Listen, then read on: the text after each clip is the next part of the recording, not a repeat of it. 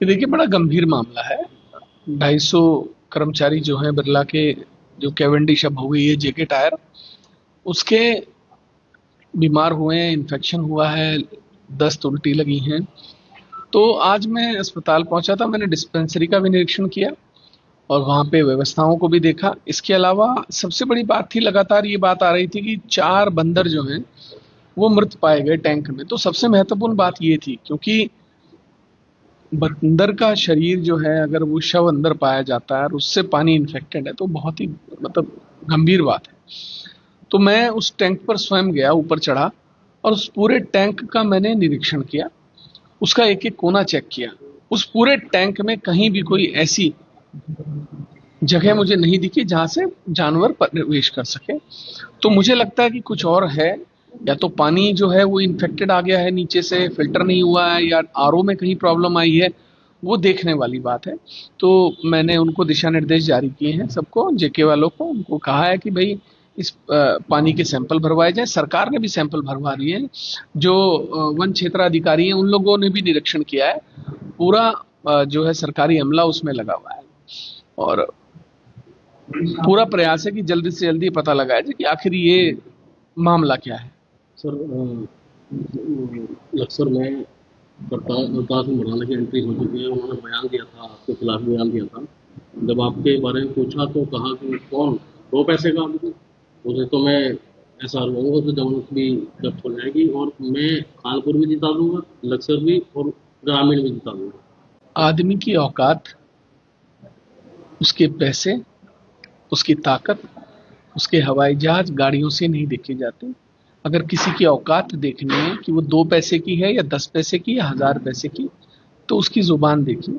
जुबान से आदमी के संस्कार और उसकी औकात का पता चलता है। दूसरी बात, मुझे हरवाने या जिताने की ताकत खानपुर की जनता रखती है, तुम्हारी हैसियत नहीं है मुझे हरवाने जिताने की।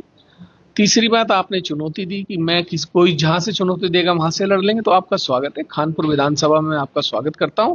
आइए, जिस दिन आप आएंगे आपको माला पहनाएंगे। आइए, आप खानपुर से आके लड़िए, हम आपका स्वागत करते हैं और चुनौती दे रहे हैं आपको। हम तो आप चुनौती दे रहे थे कि जहां से चुनौती मिलेगी वहां से लड़ेंगे। तो खानपुर विधानसभा से विधायक उमेश कुमार आपको चुनौती देता है, आइए खानपुर विधानसभा लड़िए।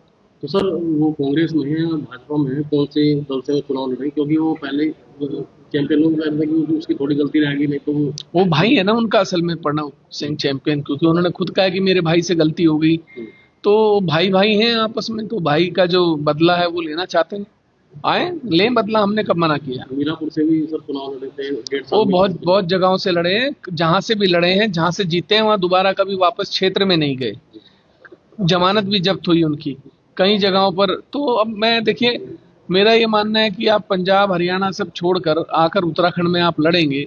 उत्तराखंड में आपका बेस क्या है, उत्तराखंड में आपका जनता के प्रति समर्पण क्या है, जनता के प्रति योगदान क्या, आपने क्या किया है, वो भी तो पता लगे।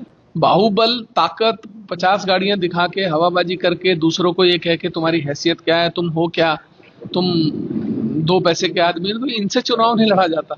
चुनाव लड़ने के लिए जनता का दिल जीतना पड़ता है, उनके प्रति समर्पित होना पड़ता है, तब चुनाव जीते जाते हैं। तो अब मुझे ये बिल्कुल भी अच्छा नहीं लगता, बार बार लोग पूछते हैं कि साहब उन्होंने कहा 2 पैसे का, 4 पैसे का। देखिए, इंसान, एक रिक्शा चलाने वाला, रेडी लगाने वाला भी उतना ही महत्व रखता है लोकतंत्र में जितना मैं और आप रखते हैं।